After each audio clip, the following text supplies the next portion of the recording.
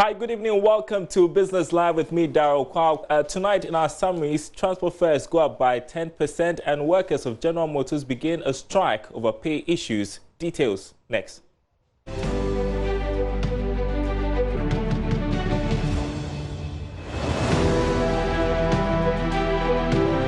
Governor of the Bank of Ghana, Dr. Ernest Addison, has disclosed more than 1 year after the collapse of some domestic banks in the country, less than 10% of the total amount expected to be realized from loan defaulters and sale of the bank's assets has been retrieved so far. Speaking at the 17th working luncheon of the Ghana Association of Bankers, the Business and Financial Times reports that Dr. Addison said of the 10.1 billion Ghana cedi loan defaults of the banks in receivership, only 849 million Ghana cedis has been retrieved as of now. The 10% increment in public transport fares has taken effect today. The road transport operators announced the increment last Tuesday to cover intra-city transportation and intercity or long-distance travels. A restructuring exercise at Vodafone Ghana has impacted on some roles, and Graphic Online has gathered that over 100 jobs at the telecom company have been affected. The affected staff and management have since agreed on the severance packages, and Graphic Online gathers there are, however, some workers who are not happy about their severance package. Oil prices surged by nearly 20% after two attacks on Saudi Arabian facilities on Saturday knocked out more than 5% of the world's supply. Brent crude, the international benchmark used by oil traders, jumped to $71.95 a barrel at one point. U.S. oil prices also spiked, but both trimmed gains as President Donald Trump authorized the release of U.S. reserves. Workers began a strike against General Motors on Monday after America's biggest car maker failed to reach a deal over pay and conditions with the United Auto Workers Union. Almost 50,000 workers are due to take part in the strike, the first major stoppage at GM since 2007.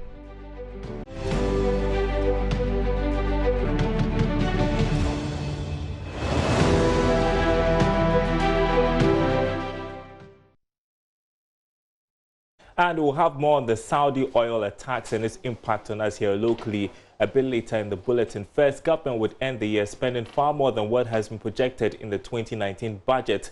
This projection is captured in the latest London-based Economist Intelligence Unit's country report on Ghana. But how serious are these budget overruns and its impact on the economy? The answers are captured in the following report.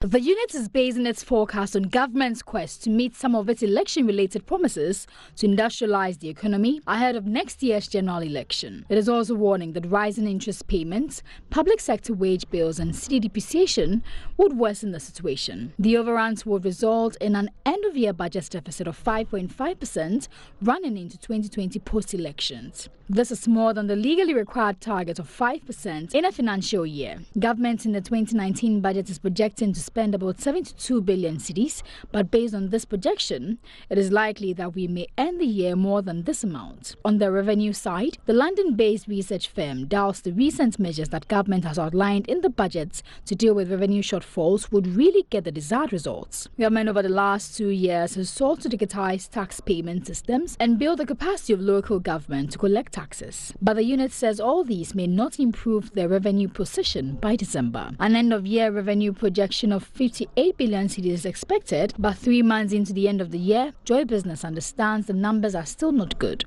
The Economist Intelligence Unit prediction may again raise concerns about government's commitment to fiscal discipline post the IMF program. Analysts are also worried that the rise in budget deficit could impact negatively on the country's credit ratings and cost of borrowing. Well, joining us on the phone to discuss this further is Executive Director for the Policy Initiative for Economic Development, Daniel Amate. Thanks for your time tonight. Do you agree with concerns raised by the EIU about government spending, the fact that government may spend far more in the lead up to the 2020 elections? Yes, there is a basis for that analysis because if you look at our economic and political history, since the Fourth Republic, anytime we're heading towards election, you see government spending more than the estimations within the budget. And looking at the current economic conditions, And for the fact that we will be heading towards the national election in 2020, there's that possibility of government meeting the demands of electorate, demands that have not been planned for, demands that are not in the budget. So yes, there's that high possibility of government spending more to be able to win the votes of the electorate, because the mandate of every government is to maintain political power, and getting to election year like this, government take more political decisions as against economic decisions. So on this basis, I'm of the view that yes, there's a huge likelihood that government will be spending far above estimations within the budget. But that's the point, right? The reason for which we were confident to exit the IMF program, we promised, or were committed to spending wisely in the lead up to the 2020 election. So where does the commitment to fiscal discipline come in? It looks like government is struggling. Yes, if you look at it, we are supposed to exercise a very high sense of fiscal discipline in terms of ensuring that we spend within budget and we engage on projects that will trigger, further development. But anytime we get into election year, then we tend to lose the focus of focusing on the physical discipline, because the focus then shifts to winning political power. And we have a history, and that's the reason which almost all of us we are saying that looking at the current conditions, and for the fact that government wanted to remain in power, there's that likelihood. But I am of the view that this is the time for government to demonstrate clearly that all that we be saying about fiscal discipline is not just about talking about it, but it's about demonstrating our commitment by ensuring that we do not exceed the 4.5% the budget deficit estimated in the 2019 budget. And this may come as quite surprising to others, the fact that the EIU is casting doubts on new revenue measures introduced by government. We know that government has introduced some digital tax payments, and it appears the EIU is not impressed. I must admit that there are very good initiatives to ensuring that the government build up its revenue mobilization. However, no government policy has a propensity of yielding the necessary results immediately. I'm of the view that if government should continue with the process, by the end of the fiscal year 2020, we should be able to see an improvement in government revenue mobilization as a result of digitalizing the revenue mobilization system, most importantly at the port. So the immediate result may not be there, but I think it's a very good initiative with the potential of ensuring that revenue mobilization is further enhanced. All right. Thanks very much for your time tonight. That was Daniel Amate Enim. He's Executive Director at the Policy Initiative for Economic Development. Now, the Institute for Energy Security has warned that consumers may be paying more for fuel following the attack on Saudi Arabian facilities over the weekend. Oil prices surged by nearly 20% after two attacks, knocking out more than 5% of the world's supply. Brent crude, the international benchmark used by oil traders, jumped to $71.95 a barrel at one point. Now, researcher and policy analyst with the Institute for Energy Security, Migdad Mohammed, says the country can offset the impact of the oil price surge if it builds a strong currency. He spoke earlier on the marketplace with Emmanuel Bajiriafe.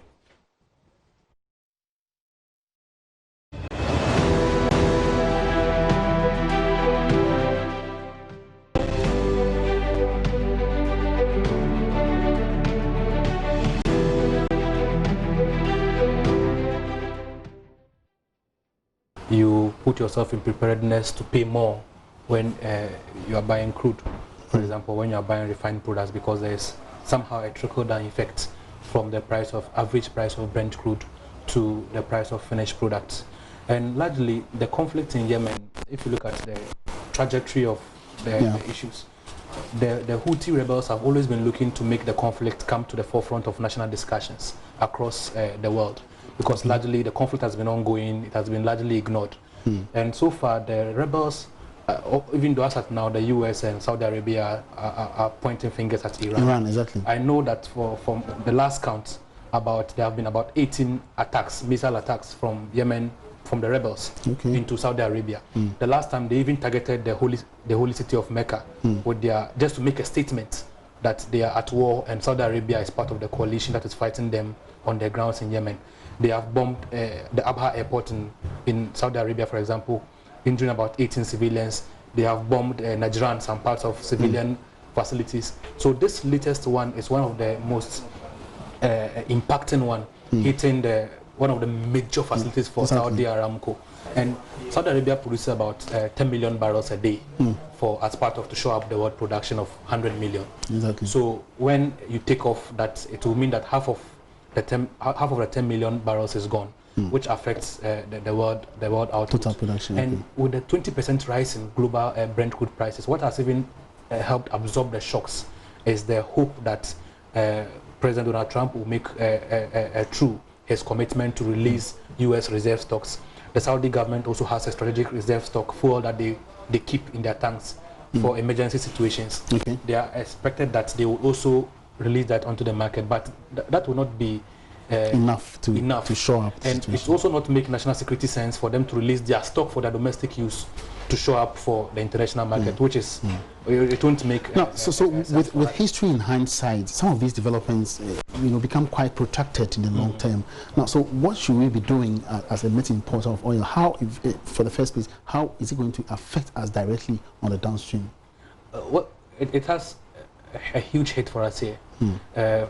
It's unfortunate that here we have the element of taxes that comes into the price build-up to increase fuel, and equally on the international market, when prices go up, it affects us here. For us, we have nothing to do.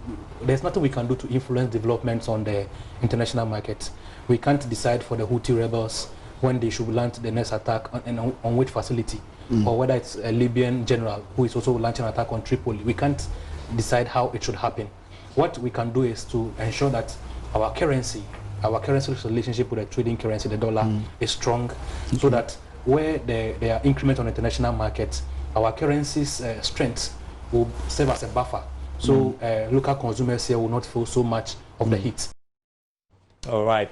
You're watching Business Live. Let's move on to other stories. The Minister for Food and Agriculture, Dr. Owusu-Afriyie, says farmers will get up to 50% subsidy on inputs under the Rearing for Food and Jobs program. The project is part of government's efforts to reduce the importation of food, more especially meat. Sheila Tamaklo reports. Similar to the Planting for Food and Jobs initiative, the Rearing for Food and Jobs would focus its attention on breeding improved variety of livestock, mainly cattle, sheep, goats, pigs and poultry. The aim is to cut down the importation of meat. According to the Minister for Food and Agriculture, farmers under the initiative will get 50% discount on inputs to facilitate the scheme. Our target is to produce 40,000 metric tons of poultry meat this year under our program. If it works, then we can very quickly expand that program.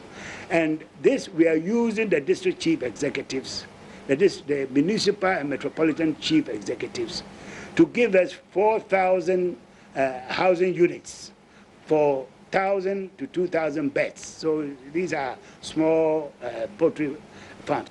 If they can get 400 existing facilities, we will help them to rehabilitate them, and those who are already there to start this whole idea of giving them the chicken, the day-old chicks, then the feed, and then the veterinary, the vaccination, all at 50% subsidy, just like we are doing for fertilizers and seeds.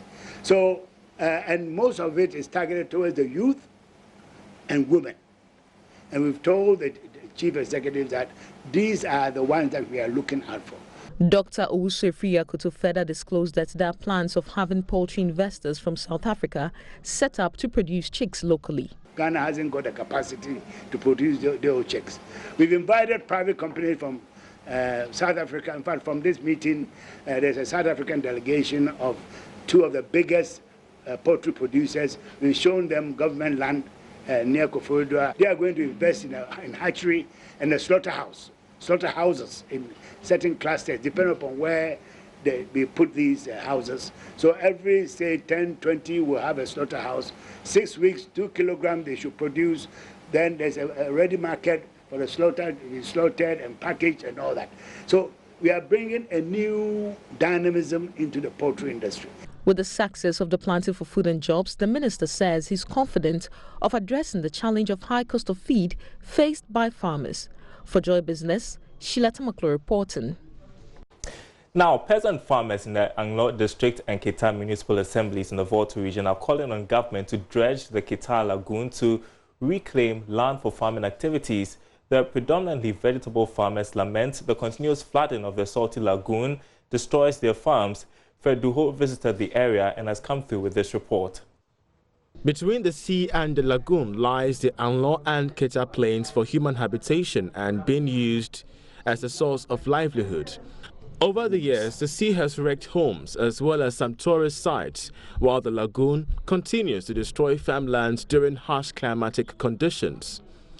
The $85 million sea defense project commissioned in 1999 salvaged the situation from further deterioration. This piece of land is being used for residential purposes, as a cemetery and for commercial farming. Though very porous and sandy in nature, the local folks are able to prepare it for prospective farming.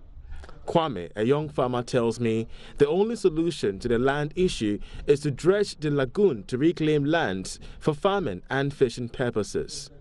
He said he has to rely on electrical irrigation system, which comes at a cost. Amuchia from Nami. Alaba alekamiawo agbelemiango tomie denaruna. Alemiawo ade agbeladu. The only problem we have as farmers is the spillage from the lagoon. It destroys farms closer to it. We plead with government to dredge the lagoon for us to continue farming, and fishermen can also do fishing.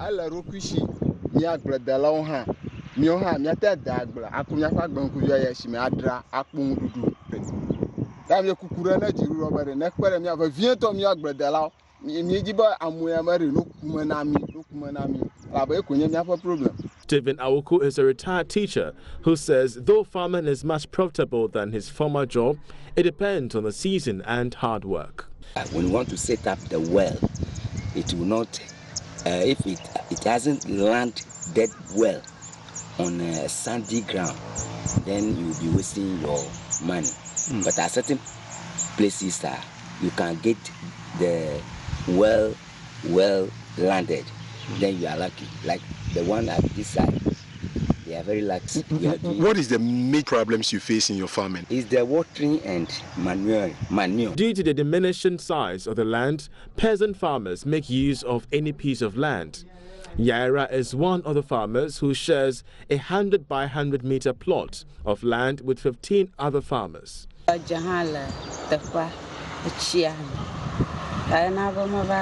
Land. No, there is so much salt in the soil. This makes the vegetables go bad despite the fertilizers we apply.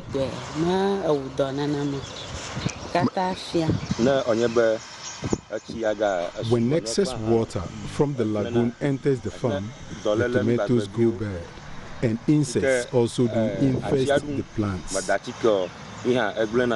The land is demarcated in rectangular size, with a width of about 20 meters each, for harvesting of tomatoes, pepper, shallots, and other vegetables. Despite its destructive nature of the lagoon during rainfall seasons, a lot of fish is harvested for commercial purposes. Samson, a student on vacation, says he rents a canoe for 3 Ghana cedis for the day for his expedition, and the little generated is used to settle his school fees. But if I want the boat, I have to go to the owner and rent it. So if I'm going, I have to pay for cedis if I'm going, I'll be leaving. Or if I come back, I'll come and pay the money for the boats. Today, I've seen that changes has come. Like the other days, if I go for fishing, I don't get that much. Today, changes has come. I'll use to go and take my spinning car. Right by the side of the Anglogan Road is this giant billboard, which indicates the future plan for the area. The Anglo Land Reclamation Project is intended to dredge the lagoon to reclaim 1,730-acre land for farming activities. When this is completed, the clear demarcation will serve as a boundary separating farmlands from the Kita Lagoon and prevent it from overflowing its banks into farms. Fred Duho's report for Joy Business. Well, 4 days more to the JoyNews Habitat Fair 2019, and exhibitors are promising exciting deals and packages for patrons who will make it to the fair at the Accra International Conference Center. Dealers in door locks and accessories, Petok Limited, is one of the sponsors. Ahead of the fair, Managing Director David J tells us why you can't afford to miss the fair. Karen Dodu has more. The 2019 edition of the JoyNews Habitat Fair, like subsequent editions, is aimed at bringing together experts and companies in the housing sector to proffer solutions to the housing needs of Ghanaians. It will come up from the 20th to the 22nd of September 2019. Wondering why you should make it to the fair? Managing Director of Petok Limited, David J, explains that customers will have an opportunity to choose from its array of door accessories. Okay, so this is what we call a rim lock. Okay. Now, a rim lock is a lock that doesn't come with a handle. It just comes as a lock. So normally maybe you have a bigger gate, okay, and you don't want to put padlock because when you're out of the house and the padlock is outside, it's so obvious. Everybody knows you are not in the house. So you fix a rim lock. So it's inside the gate and there's just the space for the key. So nobody actually knows if you are inside or outside. And with this one as well, it comes with a security feature. So with this one too, you can't duplicate the keys. You use them for your main gate. It's very, very secure. Yeah. And then we have this is for glass doors. You know, they have a slimmer frame. So you want a slimmer case lock for it. So we have this one, and they are also locks for glass doors. So we do have that here. So based on the size of your door, these ones, you know them from most glass doors. Yeah. They have them, and then normally opposite each other. And yes. And these ones we have these ones in the size of the bigger ones as well. But these are just miniature ones just to be able to fit. If that's not enough catch for you, then this cool discount offer might be. Well, so because of our online store, once you visit us at the Habitat Fair, we have your details. You get 5% coupon code, which you can use on our online store, and you can also bring to the shop, and then you're entitled to 5% discount. And trust me, 5% discount is not so small. The theme for the 10th edition is rethinking building technology in Ghana to give true meaning to affordable housing. All right, so remember that the JoyNews Habitat Fair is coming off at the Accra International Conference Center from the 20th to the 22nd of September. That's this weekend. You don't want to miss it. Before we go, a quick update on the stock market. Carl Brokers Limited has decided to leave the brokerage business in Ghana. The decision has been communicated to the Ghana Stock Exchange. The application is, however, pending approval from the Council of the Exchange, which has confirmed receipt. This will mean that after approval, Carl Brokers will cease to operate as a brokerage firm on the stock exchange. Sources at the GSC say the decision by the company has nothing to do with any regulatory breach, but however describe the move as a normal business decision. The Council of the Exchange will consider the application, and further information will be provided in due course of an approved timetable for the cessation process. Carl Brokers Limited is a subsidiary of Carl Bank Limited. Meanwhile, the Ghana Stock Exchange is said to have lost about 4.56 billion cedis of capital due to bearish performance since the beginning of the year. The GSC Composite Index continues to decline, having recorded a year-to-date drop of minus 12.27%. Currently, the market is said to be in a free fall with no sign of recovery.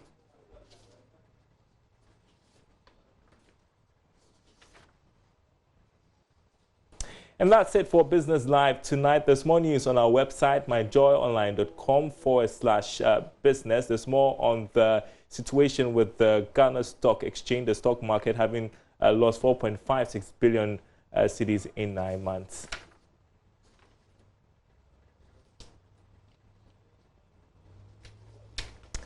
My name is Darryl Kwa. Thanks for watching. There's more Business Live tomorrow. Do stay tuned.